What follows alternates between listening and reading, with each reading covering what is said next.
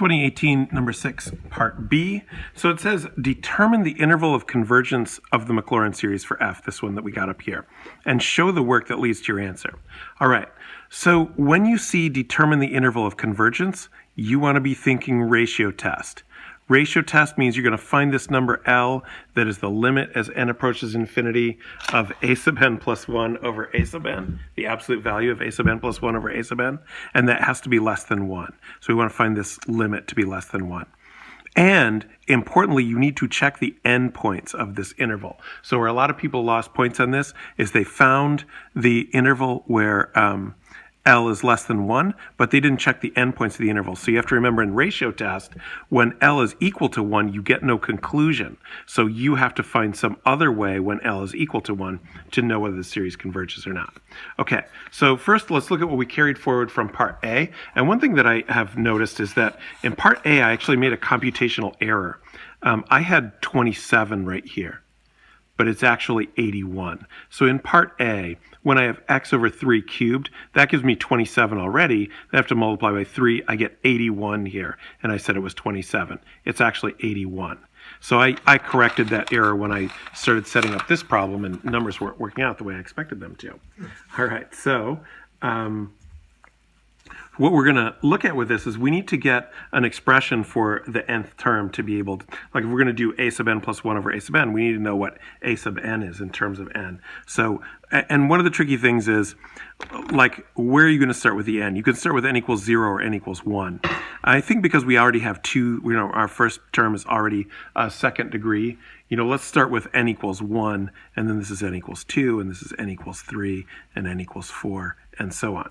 So then that allows us to write that what we really have here for f of x is the sum from n equals 1 to infinity. And by the way, you can do it from n equals 0.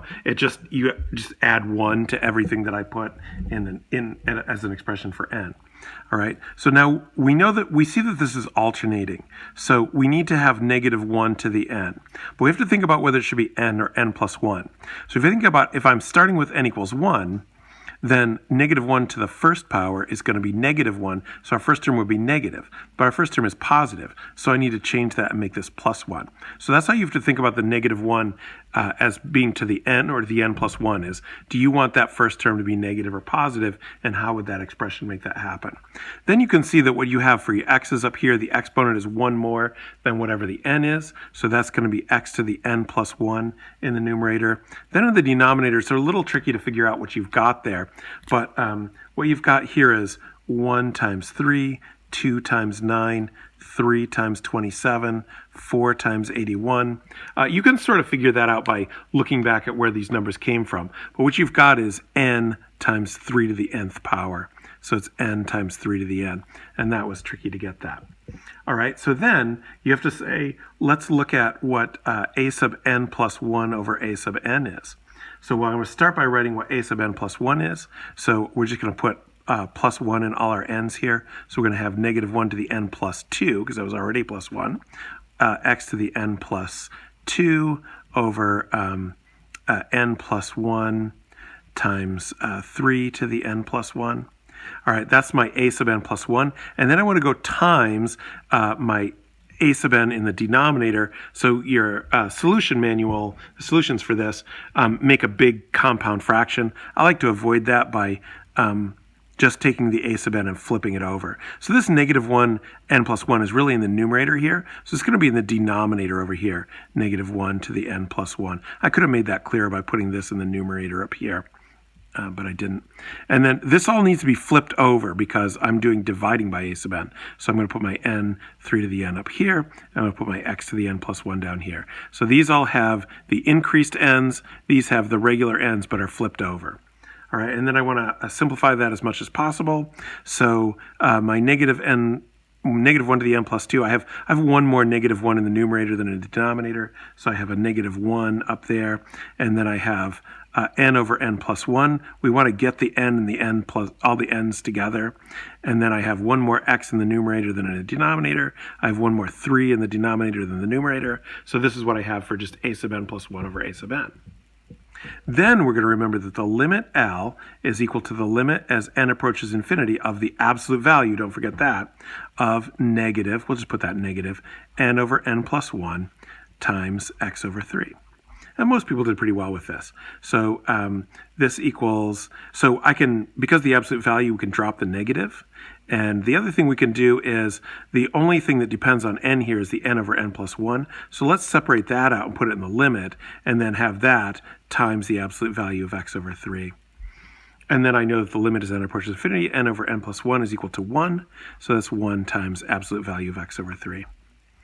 All right, now that's my L. And what I need is for L to be less than 1. So that means I'm going to have 1 times absolute value of x over 3. You know, I could write that that's absolute value x over 3. I need absolute value x over 3 less than 1. So now I solve this by saying negative 1 is less than x over 3 is less than 1. Multiply by 3. Negative 3 is less than x is less than 1. It's less than 3. Somebody else made that mistake in the paper, is less than 3. Okay, so now if I just stop here, I actually get 3 out of 5 points for this, because this is what they mean by the interval of convergence. I've gotten the interval here, but what I haven't done yet is check the endpoints, and I need to do that to get the next 2 points. Because remember, if L is less than 1, I know that the series converges, and if L is greater than 1, I know it diverges. But if L equals 1, the series could converge or diverge, so I need to check the endpoints separately. So I think I'll flip the page to do that. And then, so for checking our endpoints, we need to check separately x equals negative 3 and x equals 3. So when I check x equals negative 3, what I'm going to do is go into the sum that I had, which is n equals 1 to infinity, of negative 1 to the n plus 1 times negative 3 to the n plus 1, negative 3 to the n plus 1, over n times 3 to the n. Okay, so I'm going to handle this a little bit differently from the way they handle it in the solution, because I think we can avoid using the comparison test like they do. Let's first of all combine the negative 1. These two have the same exponent, n plus 1, so we can multiply them together. So what I really have here is the sum from n equals 1 to infinity of 3 to the n plus 1 over n times 3 to the n. And then, since these exponents don't match, I can just get them to match by factoring out a 3. That's what they didn't do in the solution, and requires them to use the comparison test. Don't have to. You can just change this to 3 to the n over n times 3 to the n by factoring out 1, 3. And then the 3 to the n's just cancel. I have 3 times sum n equals 1 to infinity of 1 over n. And 1 over n is the harmonic series it diverges. So diverges because it is the harmonic series. I could have said that more grammatically, but I didn't. All right, and then now we need to check x equals 3.